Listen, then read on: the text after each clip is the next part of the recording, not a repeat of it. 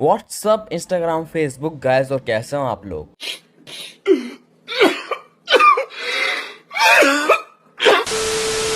उम्मीद करता हूं कि आप सब लोग ठीक होंगे। जैसे कि आप सबने थंबनेल में देख ही लिया होगा, आज मैं एक्सप्लेन करूंगा द केस स्टडी ऑफ वेंटास का एपिसोड 7। और अगर आपने इससे पहले वाले एपिसोड नहीं देखे हैं तो डिस्क्रिप्शन में लिंक है, वहां से जाके देख लो। और एक बात, अगर आपको मेरे से बात करनी है या फिर कोई एनिमे की रिक्वेस्ट करनी है तो मुझे इंस्टाग्राम पर डीएम कर सकते। ये रही मेरी आईडी, और फॉलो भी कर लेना। तो अपनी बकवास को बंद करते हुए लेट्स बिगिन। एपिसोड के स्टार्टिंग में हमें अल्टस पेरिस दिखाते हैं और नॉय कहता है, मैं बहुत नासमझ हूँ। ऐसी बहुत सी चीजें हैं जिनके बारे में मैं नहीं जानता।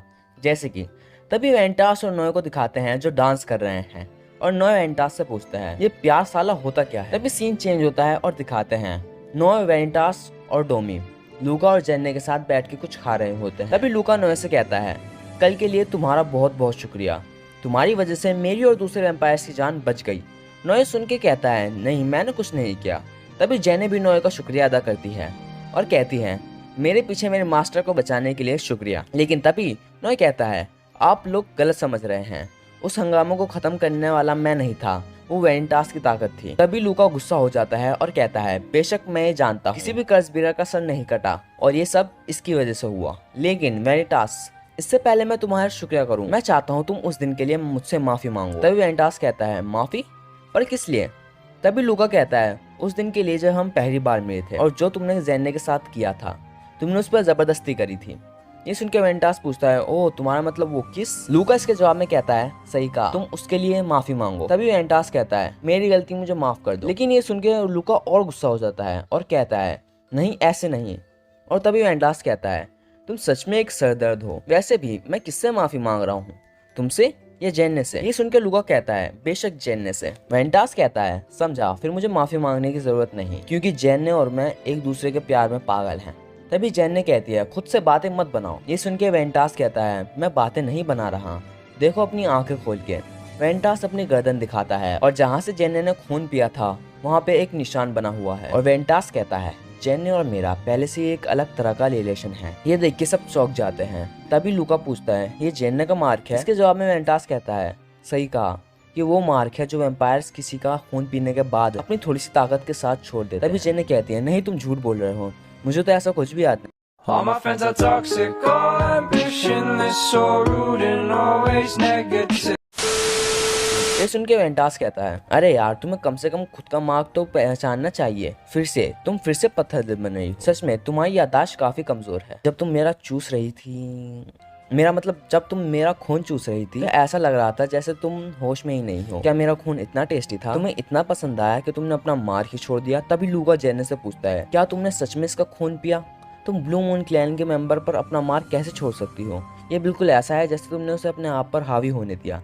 जेन्ने कुछ बोल नहीं पाती। वेंटास उसे देख के मुस्कुराता है और कहता है, माफ करना, लगता है मैंने कुछ ज्यादा ही मजे कर लिए। तो आगे कहता है, लूका ये सच है कि ये जेन्ने का मार्क है, पर ऐसा नहीं कि उसने जानबूझकर किया। तभी लूका गुस्सा हो जाता है और कहता है, क्या तुम कह रहे हो तुमने उस पर जबरदस्ती की? ये सुन के वेंटास कहता है, सुनो शांत हो जाओ, तुम मुझे डरा रहे हो। उस समय होश में नहीं थी। तुम सबने वो सुना था ना, कर्जबीरा की आवाज? दूसरे एम्पायर की तरह सब उन आवाजों की वजह से हुआ था जिससे वो बेकाबू हो गई थी और मुझ पर हमला कर दिया था। तभी लूका जेन्ने से पूछता है, क्या ये सच है? जेन्ने के जवाब में कहती है, हाँ मास्टर लूका, ये सब ना बताने के लिए माफ करना। तभी लूका बड़ी खुशी के साथ कहता है, समझा, तो ऐसा हुआ था, मेरे मन को शांति मिली।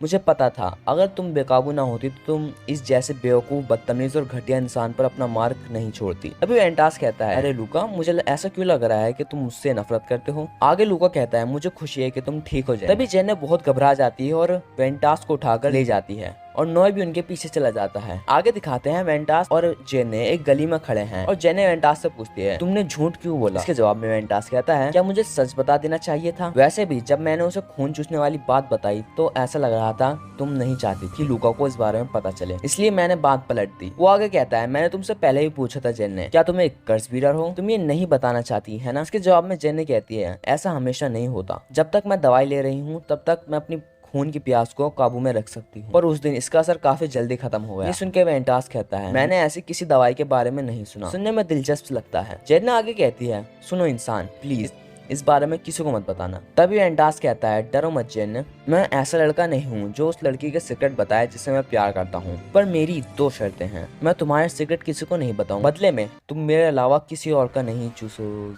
मेरा मतलब किसी और का खून नहीं चूसोगी। तुम्हारा मेरा खून चूसने से अच्छा लगता है। उस दिन के बाद से मैंने कभी भी नहीं हिलाया। अभी ये स्क्रिप्ट किसने लिखी है? बात है जी, एक्टिंग की बादशाह हो कसम से, बहुत अच्छी। वेंटास आगे कहता है उस दिन जैसे मैं कभी भी अंदर से नहीं हिला था, ये सच में कमाल का था।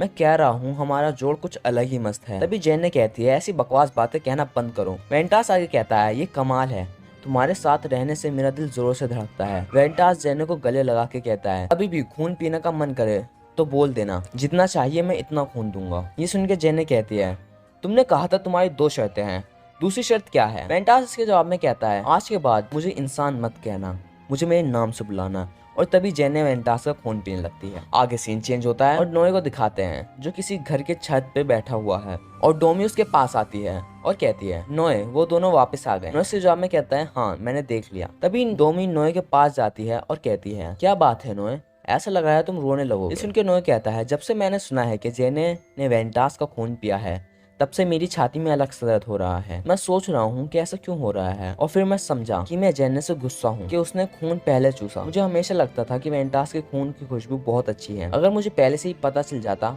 तो मैं उसे पहले कह देता देने के लिए। इतना खास खून था और जेने ने पूरा खुद के लिए मार्क कर दिया। तुम जानती हो ना ये कितना बुरा है। तभी डोमी नोए को काट लेती है और तभी वो नोए का खून पीने लगती है। सीन चेंज होता है और दिखाते हैं वहाँ पे म्यूजिक चल रहा है और सब डांस कर रहे हैं और डोमी जेने के साथ डांस करने लगती है। वहीं पीछे वेंटास और नोए खड़े रहते हैं और नोए वेंटास से पूछता है क्या तुम जेने के साथ डांस नहीं करना चाहते? इसके जवाब में वेंटास कहता है मैं एक अच्छा डांसर नहीं, ये बुरा होगा अगर मैं उसके पैर पर पैर रख दूं तो। तभी नोए कहता है तो क्यों ना मैं तुम्हें सिखाऊं, और वो दोनों डांस करने लगते हैं। आगे हमें वही सीन दिखाया जाता है जो एपिसोड के स्टार्टिंग में दिखाया था, जहां नोए पूछता है कि ये प्यार साला होता क्या है। तभी वेंटास बहुत जोरों से हंसने लगता है और वो कहता है तुम्हारे डांस का इन्विटेशन इस काम के लिए था है ना, मुझे पता था तुम कुछ तो करना चाहते हो। अब वेंटास कहता है मुझे नहीं पता, लेकिन जब मैं जेनो को देखता हूँ तब मेरा दिल तेजी से धड़कता है और मेरा शरीर कांपने लगता है। कम से कम मेरे लिए तो यही प्यार है। सुन के नोए कहता है दिल तेजी से धड़कता है और शरीर कांपने लगता है, ये तो ऐसा है जैसे सर्दी हो गई हो। तभी वेंटास कहता है सही कहा,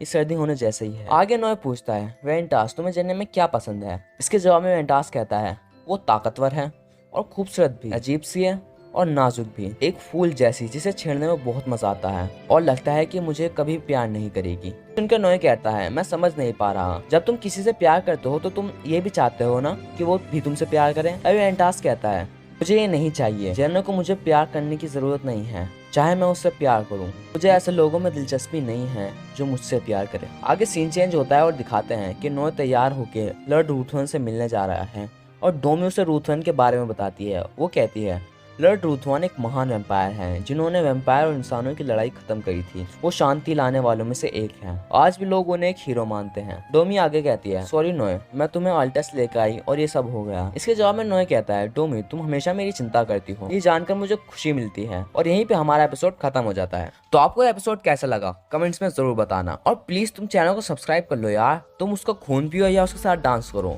बस सब्सक्राइब हो जाना चाहिए। अब मैं भी जा रहा हूँ एक जरूरी काम करने, तब तक के लिए बाय। भाई जेने के न्यूड्स कहाँ मिलेंगे?